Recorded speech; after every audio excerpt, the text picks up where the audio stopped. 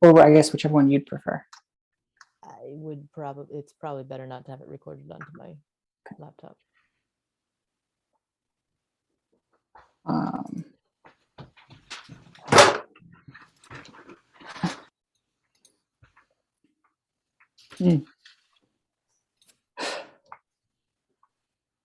Your extra lamps look very nice.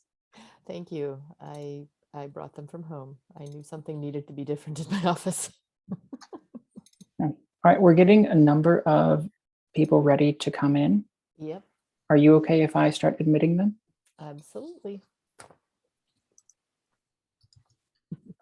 I'll stop making scary faces.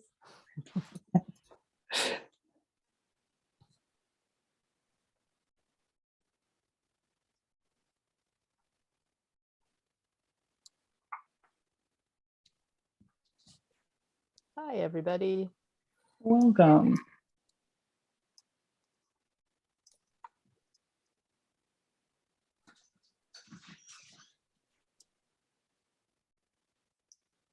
While we're letting everyone in, if you could, in the chat, if you have access to the easy access to the chat and are open to doing this, we'd love to have you enter a memory you have of being outside in the cold, whether it was something you were doing play-wise or with other people or by yourself, and also your role working with children. If you enter those in, that would be really helpful.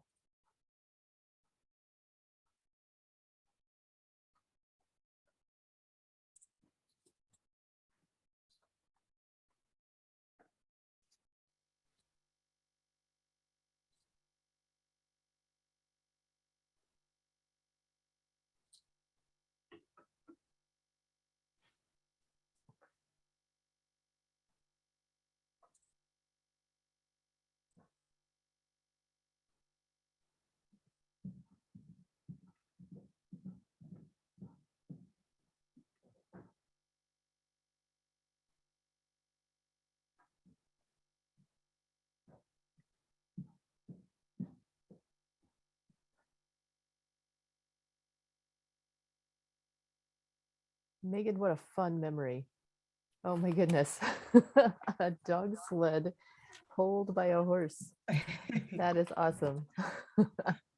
My dad actually got out the same dog sled this weekend and we pulled my kids behind like a golf cart instead, but no horse this time, but. That's wonderful. That is wonderful. So welcome to folks who are jumping on board right now.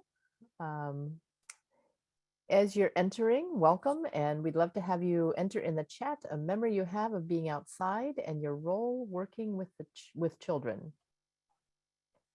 Well, outside in the cold, I suppose, was the official prompt.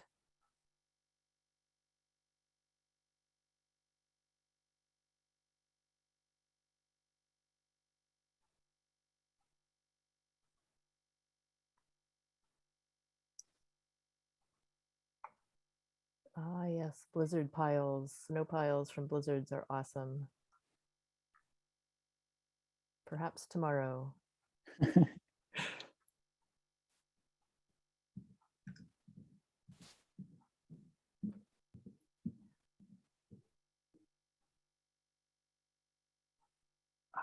The tube run. Yes. Tube runs are great. Friedenswald has a wonderful tube run. And the river ice blocks. Yes, so I spent some of my college and post-college years up in Michigan, and there on Lake Michigan, we get these fantastic ice formations that we would ski across the dunes and then tromp out. I've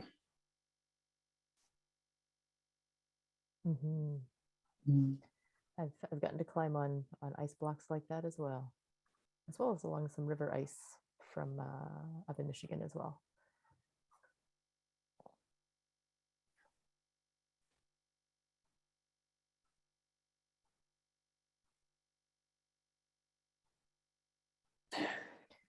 Yes, Sarah. That was my feat after about 15 minutes as a child. I finally figured out how to do it. And it wasn't bread bags over socks that helped.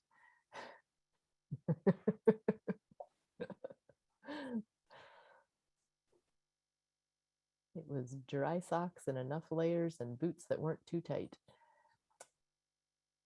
All those things helped.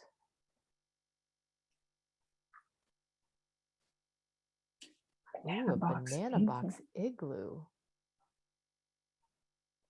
Is that then, Carla, is that building igloos with like out of boxes, out of cartons? Or like using the banana boxes as a mold? Using it as a mold. Ah, okay. Okay. Excellent. We used to try to do it with the giant Rubbermaid bins, but we couldn't handle them when we were little because they were the same size we were. So we'd get two of them lined up. Everyone's making those frozen ice cube igloos right now with different colors and such. Mhm. Good. Let's see, Ryan, I think I'm not seeing more people jumping on right now. What if we go ahead and get started? And I'll keep an eye out. And if anybody else is ready to jump in while you're doing the introduction, I'll let them in. Great. Thank you, Carol. You're welcome.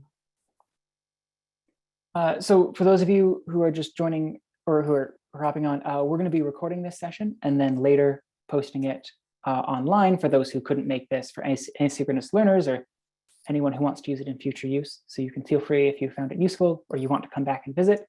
It should be online in theory forever, so you can come back and take a look. So welcome to the Cold Weather Play webinar. My name is Ryan Bilesma. I'm one of the environmental educators here at Mary Lee Environmental Learning Center of Goshen College. And this is my colleague, Carol. I'll let her introduce herself. Hello, everyone. I am Carol Good-Elliott, and I also am an environmental educator here at Mary Lee. And I am the lead preschool teacher for the Mary Lee portion of our nature preschool here at Mary Lee.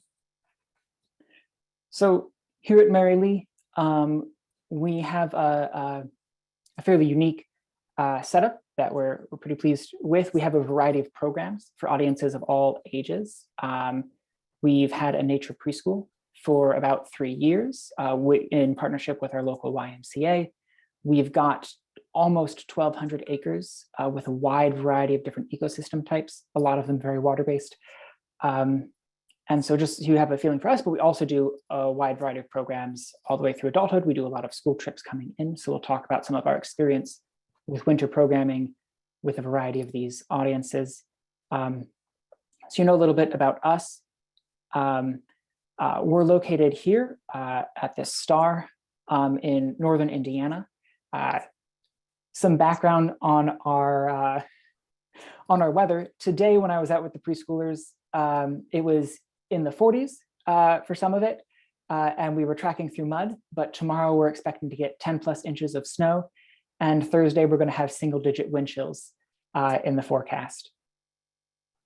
So that's a little bit of what our early February looks like this year. It being the Midwest, there's a lot of exciting adaptability that we take part in. We're also a fairly rural location, so sometimes that affects the transportation of our families, who can make it in, or whether we can make it in with the weather. So we have to adapt sometimes scheduling or other things to accommodate that. And another part of being a rural program is that some of our families don't have suitable outdoor clothing because sometimes factors of income or accessibility, they can't get those for their kids who grow very fast and grow out of whatever they've just bought. So we adjust and adapt. If families show up to our family programs, they're not always fully equipped. So sometimes we have to change our ideas. We have to have a bunch of back pocket winter programs that we can do if someone doesn't come fully geared up for what we were expecting to be able to do. And with some of our recurring programs, we can provide some of that outdoor gear. We get that through different means like donations, buying wholesale, getting bulk, getting some discounts. We can talk more about that if you have questions at the end, how we've managed to sort of get the resources in the hands of the people who need them in our area. As an introduction a bit to today's topic with cold weather play, We think that cold weather provides a lot of very unique and special opportunities to engage in the outdoors. So today we're going to talk about some of the opportunities that our participants and our students have seized that have worked in our context.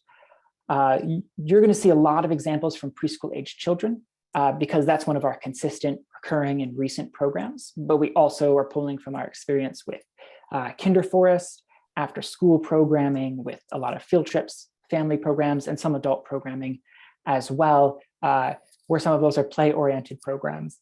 We're going to focus a lot on principles and examples that we consider to be especially important or effective or exciting. But we also know that this is our context, and a lot of people are going to be working in very different contexts, where you might have one ecosystem or you might have a backyard. So as we're going, our trail markers for today are going to be, we're going to talk about preparing for winter outdoor play. So setting yourself up for success, types of winter outdoor play. So what's possible in this area, and then troubleshooting. So how do you stay safe and how do you have fun in what can be a very cold time? And then we're going to have time for Q&A. So at any point during this presentation, please feel free to drop your questions into the chat. And when Carol's giving the last portion of our presentation, I'll go through those and we'll find some to answer with the time that we have. Feel free also to reach out and contact us. Our contact information should be on the Mary Lee website. If you have further questions as you leave later in the week and something occurs to you, please don't hesitate to reach out. So while our context is unique to us, we're hoping this will help you generate ideas for your spaces and help you to grow in how you think about the opportunities that winter presents rather than the limitations. So to begin, I'm going to show a, So to begin, I'm going to show a video of different types of cold weather play, and I'd like you to think about a couple of different questions. So where do you notice students engaging in the invitations that winter presents? And then where do you notice students making their own decisions? Because different students in these circumstances are going to make different decisions about how they engage. Where do you notice the age-appropriate learning goals? A lot of these videos are younger children, preschool, kinder forest. And then how does this play look different from the warmer weather? So if those questions grab you, if you come up with responses, you can put those in the chat as well, or we'll go through those later. Right. So I'm going to press on.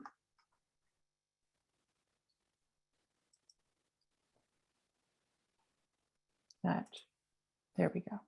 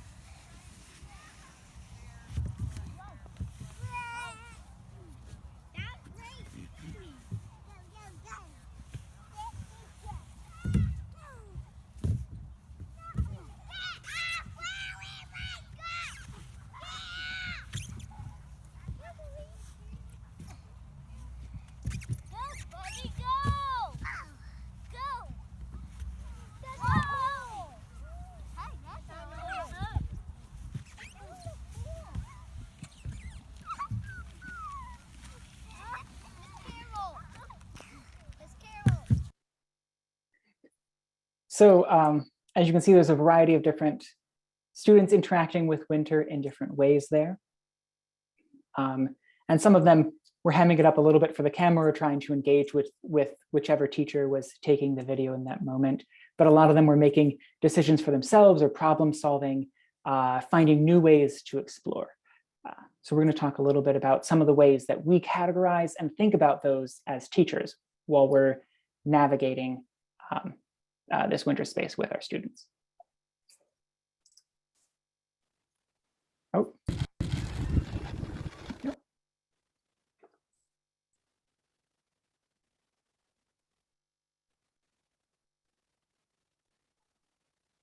All right, you ready for me to jump in here, Ryan? I'm ready for you to go. Yeah. Okay, great.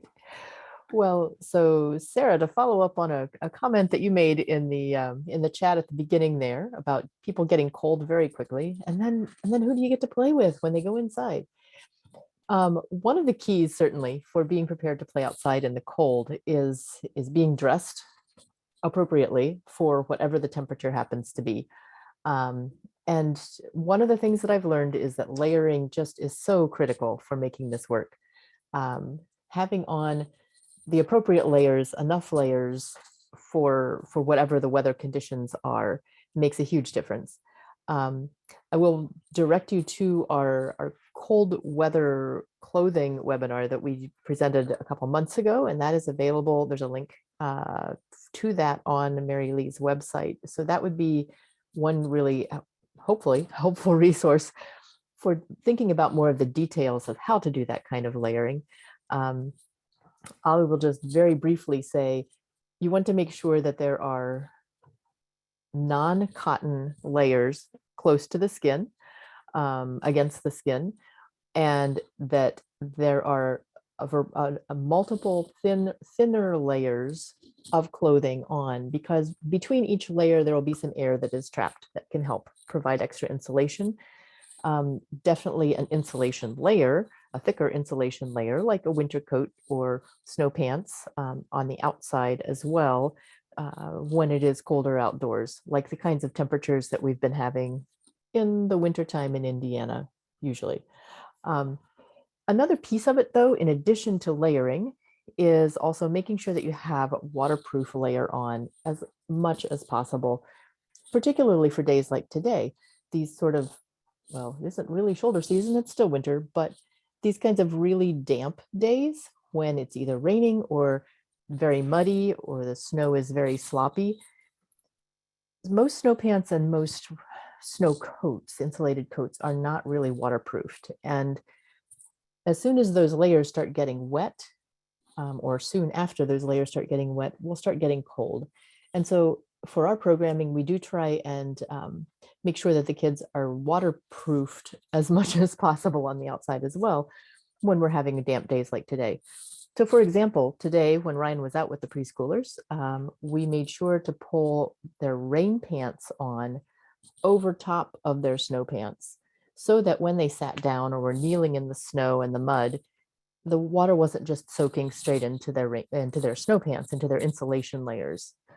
You also can see in some of these photos some bright orange mittens, and those are waterproof mitten covers that can go over the top of other gloves or mittens that the children are wearing. Those have been invaluable for helping the children stay comfortable outside longer. In addition, the preschool that we're working with actually got a grant recently, and we're able to purchase a set of Boggs brand boots, snow boots for each child. So there's a classroom set of waterproof insulated boots so that every child can go out with warm, dry boots on every day. And that has made a big difference for us as well. Ryan, could you go ahead and go to our next? There we go.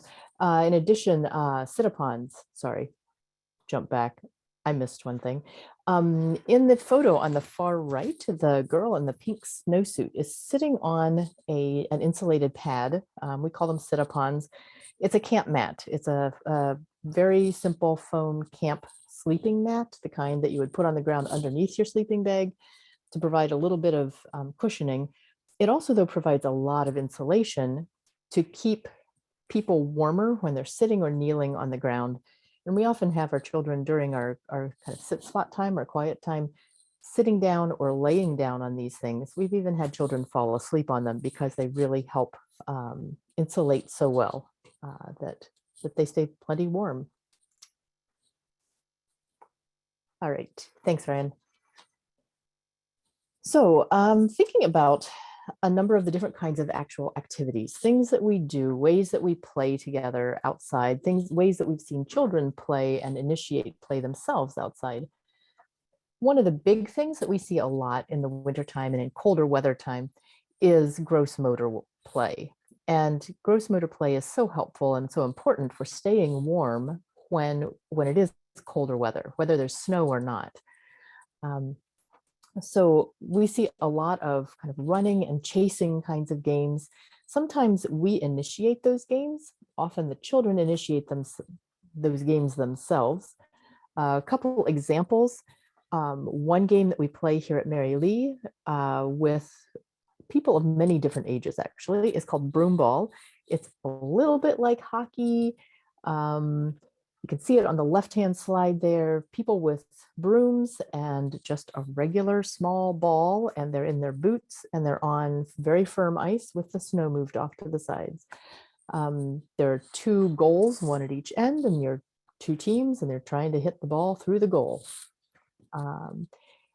It definitely keeps people very warm when they're playing broom ball. The other game that's shown in the right-hand photo is one that's, it's an old game that I learned years ago called Fox and Geese. You make concentric circles in the snow, and then kind of a spider web pattern going across the playing area, across the circles as well, so that they're intersecting lines, and everybody needs to stay on those paths to run and play. So it's essentially tag with those kinds of limits. And the fox is trying to catch as many geese as possible, or you can play it that geese turn into foxes and then you end up with all the foxes, or a lot of different ways to play it. And I've played this with lots of different ages of children as well. So those are some of our kind of larger gross motor running, chasing games. Other kinds of gross motor games as well, or large gross motor activities, are certainly sliding activities, running across the ice and sliding down hills. Again, big motor stuff. We do a lot of pulling of things outside with children too. That also really works our bodies quite well. Pulling the sleds, pulling wagons. In our preschool program, we use wagons when there isn't deep snow, or sleds when there is deep snow, to move all of our equipment out to our outdoor classroom space and back again. And the children are the ones who are doing that pulling, and with the wagons pushing of the work. Other kinds of things that they're pulling through the woods, often in our outdoor classroom space, they'll be grabbing onto big branches and pulling them along through the snow or through the woods to get them from one place to another.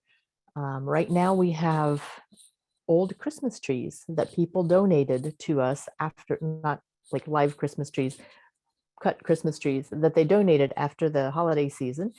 And we have a number of them out in our outdoor classroom. The children are hauling them through our classroom space, using them for beds, using them for, at one point, one was a television set. So it takes, and of course, all the trees are bigger than the children are. So it takes a lot of energy, a lot of work for them to be moving those around. Other kinds of large activities are lots of climbing, climbing on logs, climbing up on sloped branches, certainly climbing back up the sledding hill if they have been sledding. And then in addition, there are, well, if you can see the snow piles there, plow piles make great places for outdoor play. And that can be, around any school parking lot, or certainly once our parking lots are plowed here at Mary Lee as well, there will be some really fun big snow piles. And the children have engaged in digging holes into them, making little caves for themselves, climbing on top of them, running along the tops, sliding down the slides. We do lots of carrying of big things. In the left-hand photo, you can see a child using those waterproof mittens who was able to break some pieces of ice from the edge of the wetland that's behind her there, off to the left behind her. This was a day when it was one of the first days with thick ice, and it wasn't thick enough to hold the weight of anybody to stand on them, but the children could sit along the edge and use their heels to break through the ice with their waterproof boots on and break the ice into big chunks. And then they were pulling those chunks out and working together as teams to lift them up and hold them up and break them and then throw the ice back out on top of the other ice. So lots of carrying, big motor work for those kiddos too. And on the right, you could see those kiddos, some of the kiddos with some of our Christmas trees there, moving them through the woods. Let's see, our next slide. Oh yes, definitely rolling and lifting of things. This was a snow person that our preschoolers last year made, and it lasted for about a month and a half or almost 2 months. We had a very heavy wet snow at one point fairly early in the winter, and the children worked together to roll those big balls.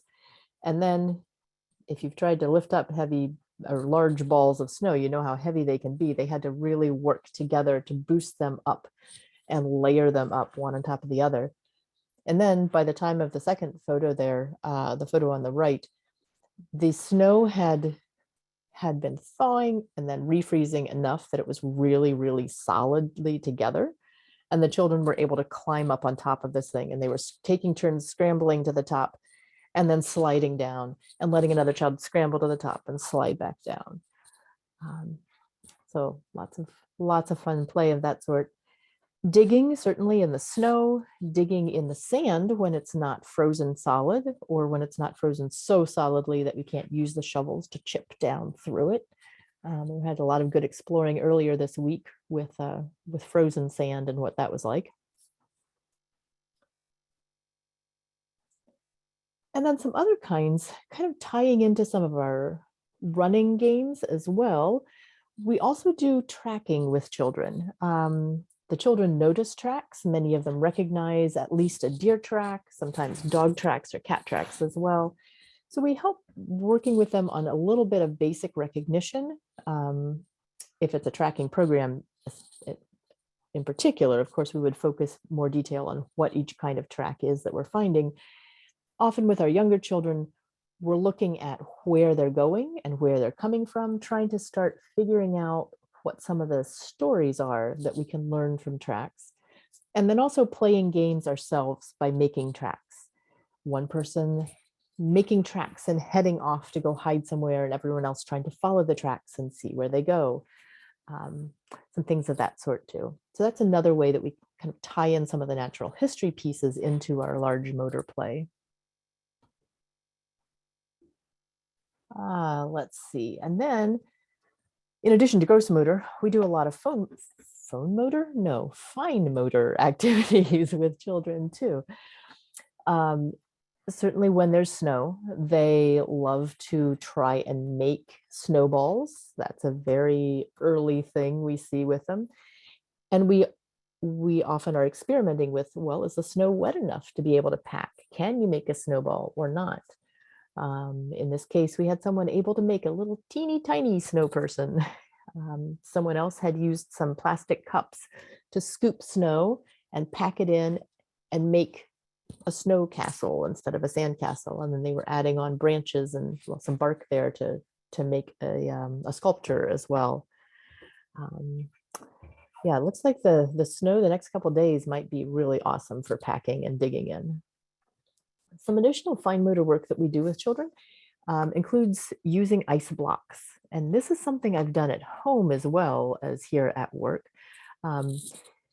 Pulling out all those plastic storage containers and putting some water in them, sometimes adding food coloring, sometimes leaving them colorless. Just set them out if it's cold enough to freeze, or stick them in the freezer if it's not.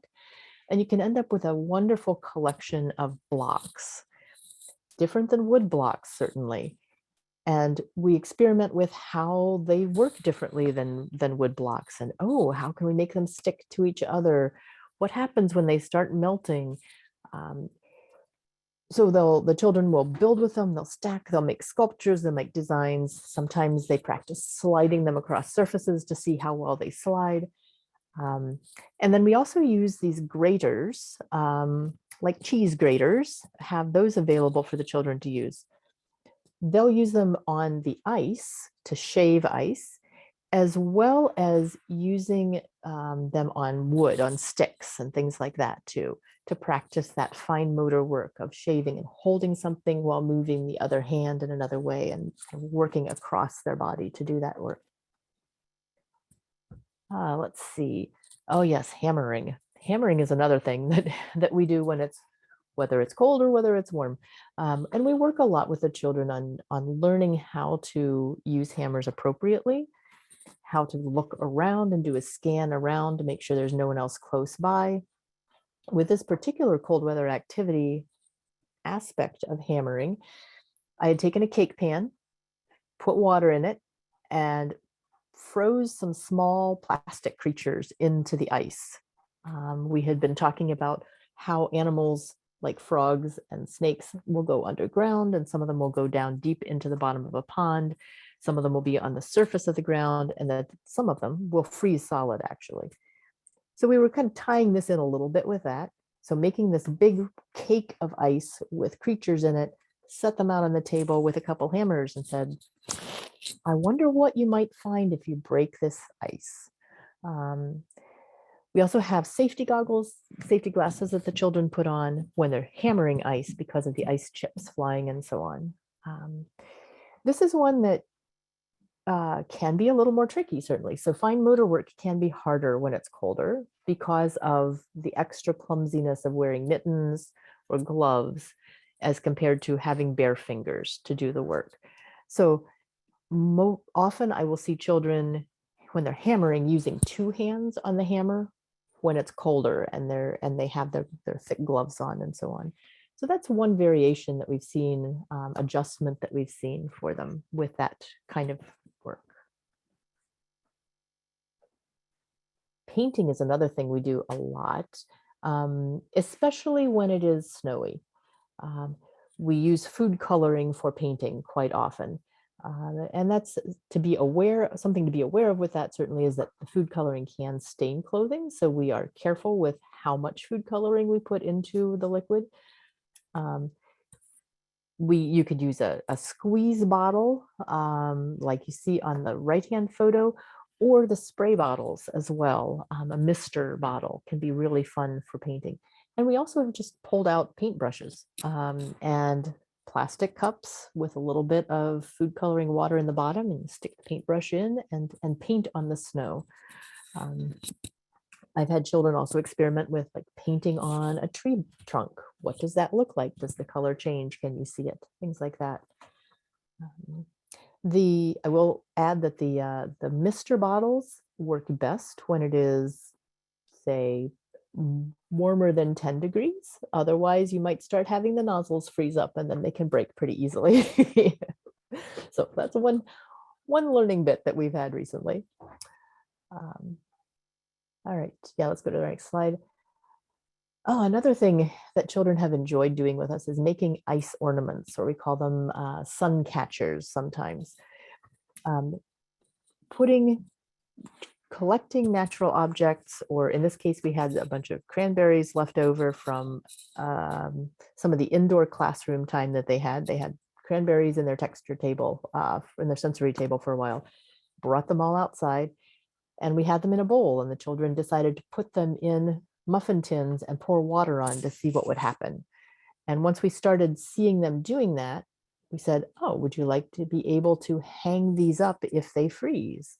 So at that point, we were then able to add in the strings. Some of the children were practicing cutting with scissors. And we ended up with these little ice ornaments that they then hung up all over trees in the classroom to decorate with. They'll do similar things with some of the larger metal pans that we have outside in our mud kitchen and things like that as well.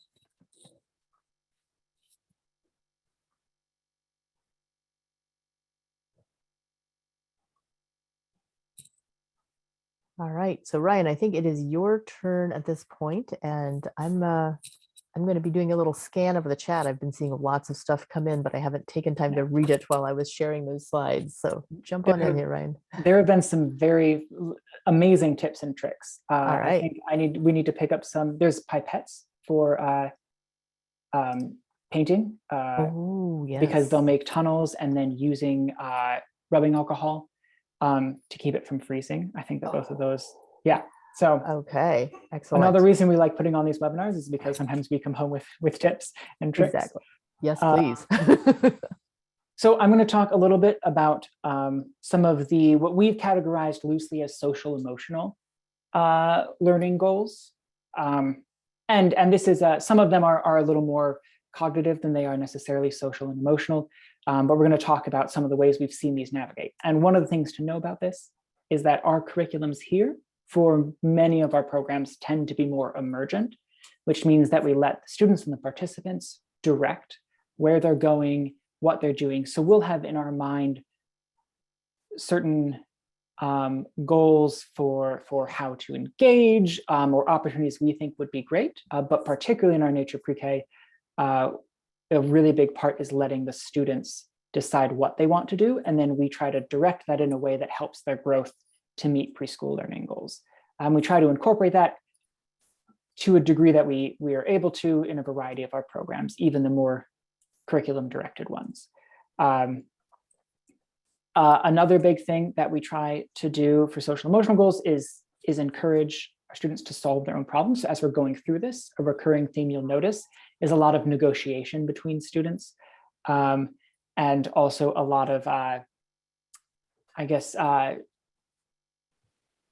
thought process. So they might look, like you saw in the intro video, look to the camera or look to the adult behind the camera for some help, and then remember that they're solving their own problems and go do that. So you'll see a couple of those coming up.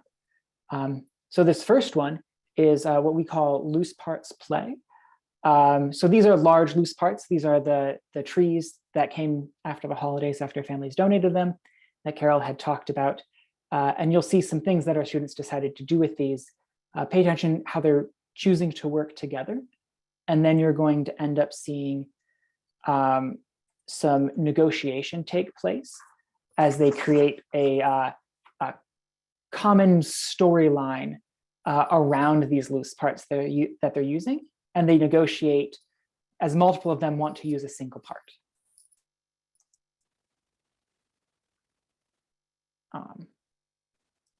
Apologize. Here we go.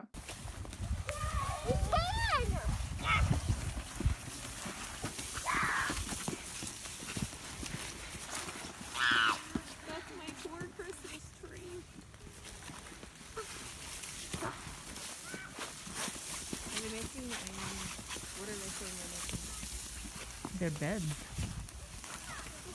Those are beds in Brantley's fort up there.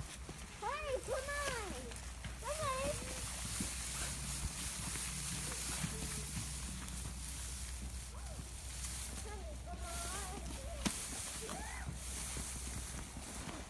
Well, you wanna stop me?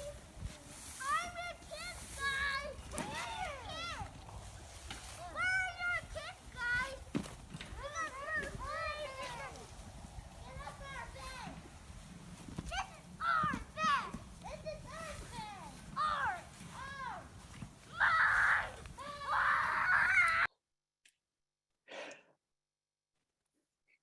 So I just want to check and make sure everyone can hear that okay. Carol, can you confirm that? Great, thanks. So a pretty amusing interaction there, but you saw they had 4 trees there, and they decided to build a house, and others decided it was a fort. And then there were some rules to come in. You needed kids, and trying to discuss whose bed it was. And eventually, I believe they settled on the new tree that came in got to be a TV. So then they all sat there and they watched TV together. So they negotiated some opportunities. They came up with a limited number of parts that a lot of people wanted to play with. And these trees are still moving around our classroom. Today I saw them getting hauled about, and as they're figuring out new ideas and new things to pull from them. The next one you're going to see this is, tell me, there we go. Good. This one is one of our students' attempt to pull a sled up a hill by himself. And then you're going to see how two other students saw that, saw their friend struggling and decided to go down and help him move the sled up the hill. And then they got to share in the activity of taking the sled back down the hill, which is not the part that we're showing in this clip. But we're seeing, particularly as we leave students to solve their own problems and grow, Winter's creating unique opportunities for them to struggle in ways that they didn't before, where hills are slippery and sleds are heavy, and they're learning to rely on each other and share in ways that might have been easier to avoid during some warmer seasons.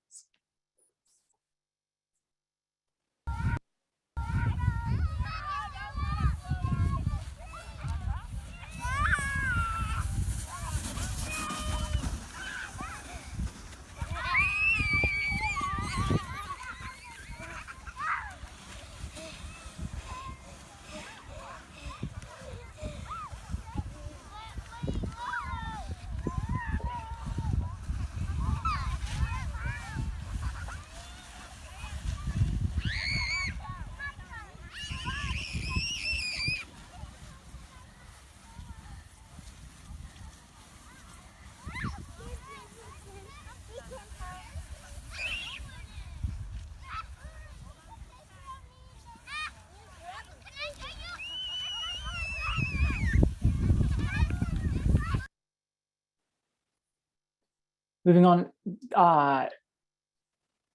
in this next video, it's a similar idea, but you'll see some negotiation as they're trying to figure out the spatial ways to, like, how to pull a sled on flat ground, and then how to move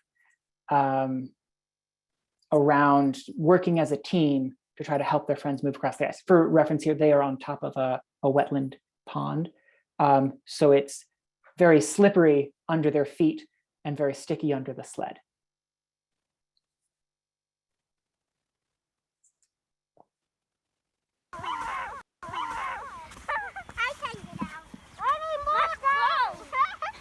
Ooh, Landon's helping. Whoa, use those muscles.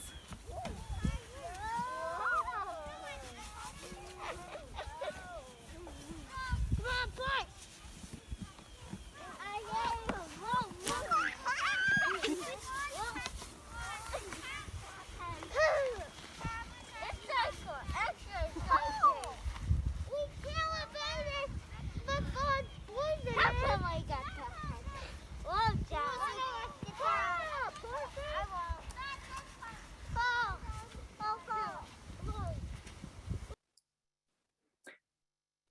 So here they're exploring a new environment that they're not familiar with. And you can see the conversation going back and forth between those who are pulling the sled and those who want the sled to go faster than it is, as they're talking about, like, trying to explain, this is really hard, we're slipping on the ground, no, you just need to pull. And you see that conversation happen and that growth as they're learning to engage in this new environment together. This is one of my favorite clips you'll see today. It's just absolutely adorable. This one is from, I think it's from our Kinderforest program, so you'll see a slightly higher cognitive level. This one is more of a cognitive than a social emotional learning, but I tossed it in this category rather than making one video category for its own. But you'll see here that they're measuring a couple different factors. So they're looking at puddle depth, ice thickness, and the ice strength, and they're using two different tools to do that, as the two students are both measuring the same things but going about it different ways. And that's, I think, a really important practice, is learning the multiple ways that they can go about solving a problem. I'm just digging inside white chunk soup. Whoa! This is so cool. I need that fish while my foot is on it. I tested it. So you saw measuring the depth with the stick, with your boots, finding out what was easier? Was it easier to dig underneath and break up, or to come through and poke down? And these are really important learning goals as these kids are learning to navigate the world. Sarah says that that's her son's kinder forest class. They're very special. So we're going to move on to our fourth category, our final category, and talk about risky play. For those who are unfamiliar, risky play is a category of theory. So we use a lot of risky play ideas. Is the idea of you're removing hazards, so things that can cause damage that students might not learn about, and allowing them to set their own comfort levels to navigate how much risk or excitement or fear they're willing to put up with, while also making sure that it is still a physically and emotionally safe environment. You allow them to take on some consequences for their action and learn how they want to navigate that space. We have a whole webinar for this type of practice that we do. I think Carol can get a link for that and drop it in the chat so we can access it. And we should have it also on the YouTube description when we get there. So there are 6 major categories. You can see them here as a review for those of you. If not, I'd recommend going to the Risky Play webinar and see what you can pick up there, because it's a wonderful educational theory with a lot of advantages. So we're going to talk about a couple different types. One type is great heights. So they do a lot of climbing, but you can also climb in new places. Like, for example, here they're climbing over top of a wetland. So it's ice underneath them on the floor there, and they're climbing on top of a tree over what is a body of water. And also there's new risks involved with climbing in this situation because it's quite slippery sometimes on trees. You'll get ice coating it, particularly after a freezing rain or sleet storm. There's also another category is high speeds. So we're going to show you a different clip from the same video that we showed you earlier, but a little section in the middle. And you'll notice a couple things here that there are different types of sleds that we were using. And then this was a great place where we included a lot of loose parts. So we pulled out pans and bowls and bags and let them figure out like which ones slid in different ways, which also allows a lot of investigation. We did set down rules to prevent hazards, to allow risk, but to protect them where we could. So talking about watching where you're going down in the middle, walking up on the sides. You'll see they listen to that to varying degrees depending upon the child. We all know exactly what that's like. And then you'll also see some vicarious thrill from watching others take a risk. See what I mean in a moment.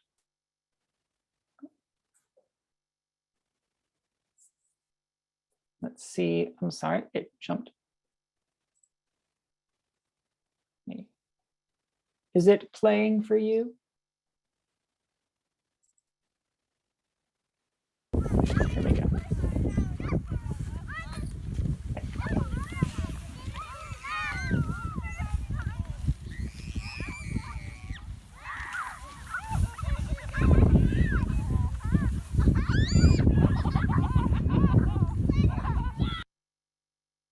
So there you can see one child goes down, going forward slowly as they can. The other child coming down backwards, full speed, and then takes a tumble. And another child is excited seeing that. So we're allowing them to make different choices where they're being within the rules that prevent hazards that they wouldn't be aware of. Another form that we've talked about of risky play is what we call dangerous tools. So tools with some hazard to them. So example is hammers and saws. We talked a lot about using hammers already. We've used saws in some construction projects, building forts, building windbreaks, hammering on nails into logs, and this can happen at any season. But we find that it often in the school year, the time when they're getting ready for this, is about the time cold weather is hitting. So it can be it coincides well, and then it gives you something to think about of how do we navigate work gloves versus winter mittens.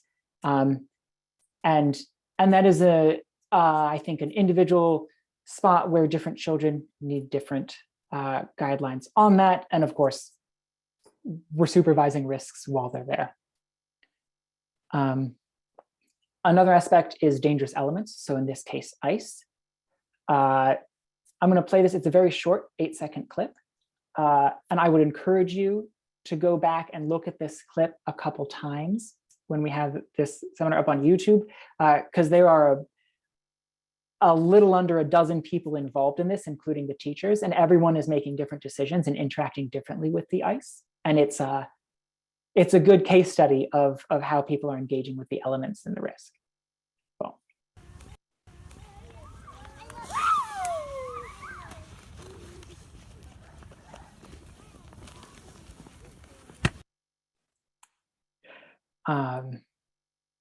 excellent. I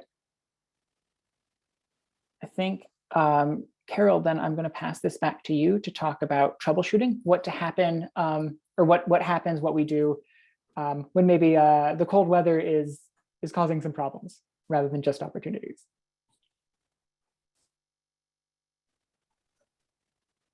Yeah, thanks, Ryan. So yes, what do we do when I'm cold, Miss Carol? Well, we check on things and we pay attention to these things ahead of time before we hear I'm cold also. We check, is someone's hat on? Do they have their fleece neck warmer on? And is it dry or has it gotten wet because they've been eating snow and the snow has gotten inside and it's thawed against their neck and now it's all soggy in there? Do they have on mittens?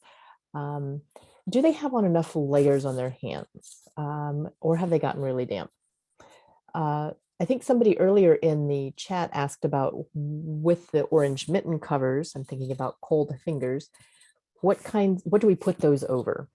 So for some of the children, we're able to put those over top of their thick, puffy mittens or gloves. For others, their hands are large enough already that those won't fit over top of those. And those children will more often have on like thin knit gloves. And then we have fleece mittens, very simple fleece mittens that some volunteers of ours made for us. Actually, it was a wonderful gift that slide on over top of the knit gloves, and then the waterproof can go over that. So again, it's layering on the hands. And if their fingers are getting cold, we'll often take off the ones they have on and put on some dry layers for them. We also, we'll check other body layers too. Do they need another jacket on? Do they need a dry neck warmer, neck gaiter, because they've gotten snow inside? Is their face mask wet? Because we do use face masks because of COVID at this point while we're outdoors together, and those will get soggy and wet, and that gets cold in a hurry. So we'll have them take those off and give them a dry one to put on. We do running games, gross motor stuff to start warming them up. Here, help me move this tree up the hill because you're cold, but I'm not telling you it's because you're cold, but we're going to go move the tree because we need to. That kind of thing. Other options or additional things as well then, Ryan, if you can jump to our next slide, include things like we have reusable hand warmers that are little cloth bean bags, essentially with rice in them, rice bags. And we warm those up in the microwave before programming every time and keep them in an insulated lunch bag kind of thing. So we have those available to help rewarm fingers. We have some slightly larger ones that a child could tuck like inside against their torso if they're getting colder. And we do pay attention to temperature limits and time limits based on temperature. When the temperature hits 0 wind chill, we are not going outside with them. That is a limit that we have chosen to set for this particular climate because of how people are adapted here. If we were in northern Minnesota, it would probably be colder than that, but we're not. We're in northern Indiana. When the temperature is getting close to that wind chill, slightly above, but like wind chill of like 5 to 0 in that kind of range, we have, instead of having the children, our preschool children in particular, come to Mary Lee, we instead are going to their class, to their school, which is about a mile away from Mary Lee. And we will do activities with them outdoors, and we've set a time limit of about 30 to 45 minutes that we will spend outdoors with them. If children are getting cold before the end of that, they can get inside. They can go indoors. One of the teachers, one of the YMCA teachers who are our co-partners with us will be indoors and can have the children inside who are needing to get in earlier. Others are doing great. You know, some kids just do run warmer and they're able to stay outside longer. So those are some things that that we're really paying attention to. For other programs, we have indoor warm-up spaces and things like that as well. And then yes, COVID considerations. I mentioned already, wet face masks is an issue. It is an issue, and so we have purchased some face masks, one per child. We have volunteers who have made additional ones as spares. So again, we can have fresh ones, dry ones for them to put on. And many of the children at this point are coming with their own from home as well. So we have multiples that they can put on. In some cases, the children are using face shields instead of a mask or in addition to a mask. And that can be helpful for them when they're like doing the hammering and things like that, because that face shield can provide eye protection in addition to doing some of its other work as air help slow the airflow at least. So those are some of the pieces around COVID that we're thinking about. Unmute myself. So there are some of the things that we have found helpful, some of the factors to consider as we go through this. We're going to move now into a time for discussion and question and answer. I've collected a couple questions from the chat. Please feel free to drop in more that you're considering. I see a lot of our questions are very practical, which is helpful to know the specific goals that you're running into. So I'm going to start with one that I think is an important question, but it's how do you know that ice is safe? If you have a pond or you have a large puddle or a wetland or a creek, how do you know it's safe? And there are a couple things that we as environmental educators look at when we're determining this. And the first is that we always test it out beforehand. So I'm always out there before any program participants have ever arrived, usually a day or two before and always the morning of. And if there's a big weather shift, I will check after the weather shift as well. I look for depth, both across and in specific places. I look for, depth of the body of water, because it's not as big of a deal if I fall through to my ankles versus if I fall through to my chest as a preschooler. Then I look at the thickness of the ice. Sometimes you can just see how thick it is. You can also look at how cold has it been for how long, and then think about the cumulative group weight. So if you have a bunch of little bodies spread out, it's not as big of a deal on the ice. But if you're all bunched in one spot, looking at the turtle hibernating underneath you, you need significantly thicker ice to handle that cumulative weight. I'm not usually too concerned if I see like single large cracks running through, but if I see spider webbing cracks or fractal patterns, then I'm a bit more cautious. I also think about where we enter the ice. So I try not to enter ice where there's a lot of vegetative growth, because that's interfering material and it's often decomposing underneath the ice, which leads to heat generation, and then the ice is rarely as thick. And sometimes on the edges, you'll have running water around vegetation. And so if you see running water that freezes around the running water, the ice will be thinner, not just where you see the running water, but around it as well. So I've had programs where I'm walking and then I see running water ahead of us and I stop us and we look at the running water and we talk about it, and then we turn and we go away or perpendicular. And then again, I test it out beforehand myself, but I also show whoever I'm going with how I'm testing it out. So they don't think, oh, I went onto this pond with this environmental educator and everything went great, and then run onto a pond that's not safe later. I show them how I tested it out, particularly if parents are nearby or with the group, because then the parents can learn those skills and help to navigate those with their children. I'm seeing another question that we have, Carol, um, uh, are very specific ones. So can you talk a little bit more about the waterproof mittens? Are they insulated? And how do we handle those? You did a little bit about the Right. The layer. waterproof mittens are not insulated. And so those have been helpful for us when it's much milder outside as well, but still chilly, and we want to keep fingers dry, so that they stay warm longer. Almost always those are used with the like thin gloves, thin knit gloves, and then or the fleece mittens that our volunteers made for us.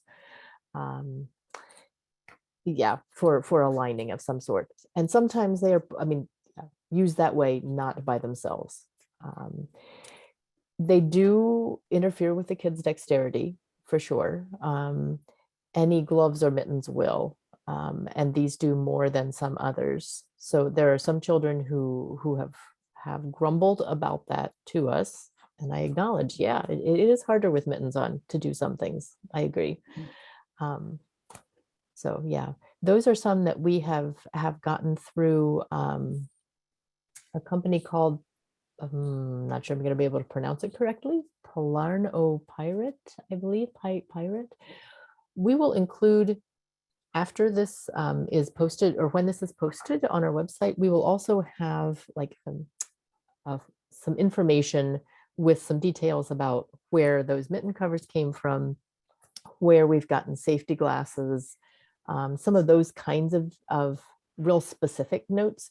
We will get that included, kind of compiled together into a document that we'll share with all of you who have participated in this webinar today, and also that will be accessible afterwards from our website as well. Yeah. Great. I think there's one more question here that I think we can squeeze in some time for. Okay.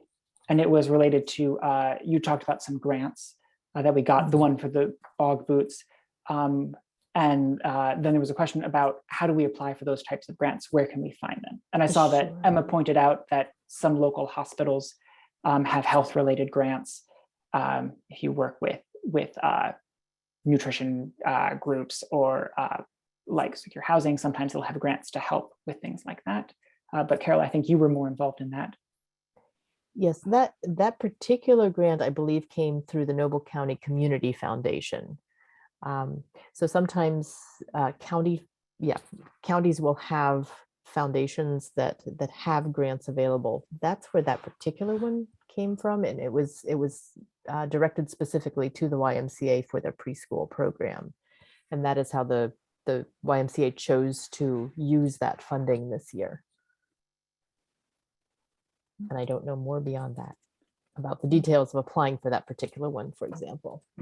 Some areas have local nonprofits too, and this depends largely on your very local area, but there are some local areas that will have nonprofits that will help you to find and apply for grants as well for community-based programs. But those can be difficult to find, and grants are competitive, but they're out there. Yeah. And we've been finding people have been willing, once their kids outgrow clothing, sometimes if they know about our program, to help us drop it off. And some local groups have groups on social media that involve reuse and donations of things you're not using anymore.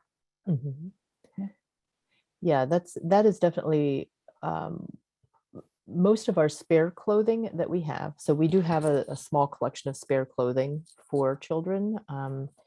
That has come through resale shops that we've checked out, that the YMCA teachers have scoured. A lot of them have also come from donations, as you mentioned, Ryan, from parents of children who were in the preschool in the past couple of years, or other families who know about the program.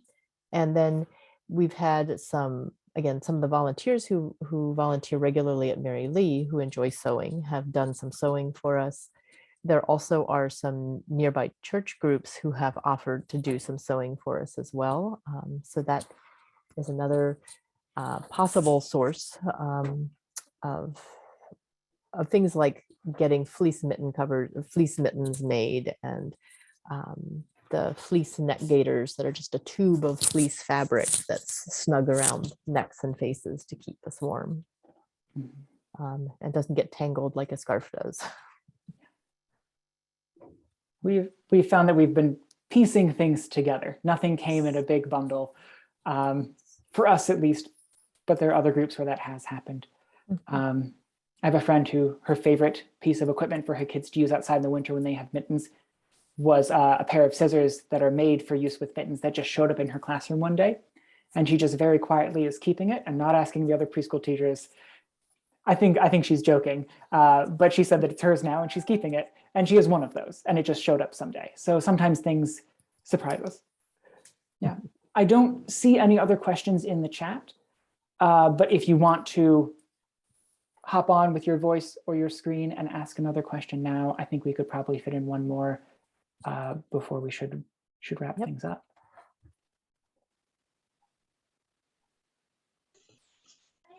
Hello. Hi, We can hear you. See you, Brenna. Great. Sorry, there's a car behind me, and it is leaving. But I was wondering how you you get endurance out of kids. Like, let's say you're all out, and you need to motivate them. What are really good ways to motivate them to stay outside so that you can be there longer? Oh, Wow. I have used running games a lot, like a tag type game where perhaps I am the rabbit and they are all a pack of little coyotes and they are trying to catch me. And then we take turns being the rabbits and the coyotes. That's one strategy I've used. Occasionally when it has been really cold, like closer to zero, like 10-ish, and we were outside in our outdoor classroom instead of close to the school building, we have taken warm drinking water out in a thermos and given them, warm water to drink to help them kind of warm up a little bit from the inside. And that has sometimes helped boost the length of time that they can go as well.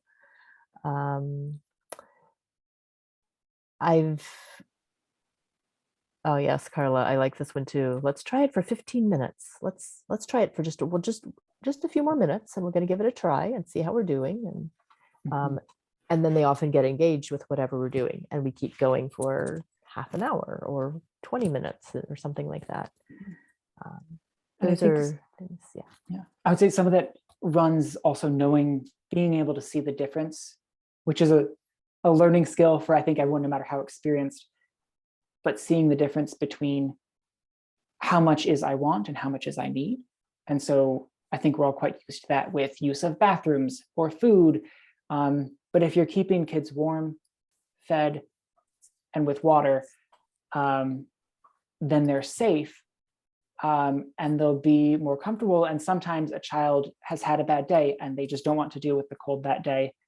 And so if you can redirect, try something for 15 minutes or find something that they really like.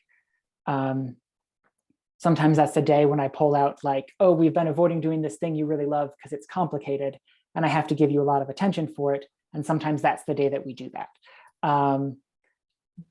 But I find it's sometimes like if a kid is persistent and you know that they really enjoy an activity and they're still cold and they're not ready, sometimes that means that they're really getting cold. That something is happening, and that's a time to get them inside, because once they're that cold, and knowing the difference is there are ways to spot it, but I think that's a skill. Yeah, I would affirm that too.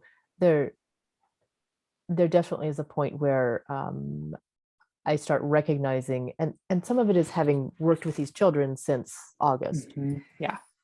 Some of them I know stay warm really long. Others get cold much more quickly. Others, they're also young enough, many of them are young enough, and their bodies are still growing enough that they're not necessarily recognizing when they're really chilled until they are really, really chilled.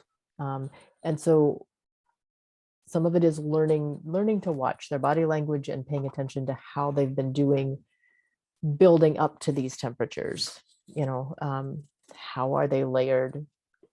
Is another jacket underneath their coat going to be enough to get them through for another half hour or not? Is a second hat on top of the one they're wearing going to help? Sometimes that takes care of it. So And sometimes, especially if you're working with older groups too, if they're not used to being outside. So we get a lot of groups that come from nearby cities to us and are not used to being outside. And it's very novel and they hate every minute of it. And that's when it comes down to like engaging that age group with age group specific skills. And then learning how to make them enjoy themselves while they're miserable, which sounds like an oxymoron, but is very true. Like some of being outside is that you love what you're doing in the moment and you're also cold and numb and your throat is sore at the same time. And those are the moments we'll remember. And like, those are the moments where, I don't know, I feel like I meant to do it. And so I think with different age groups, different techniques, I can make a preschooler do something. I have to convince a teenager. Yeah.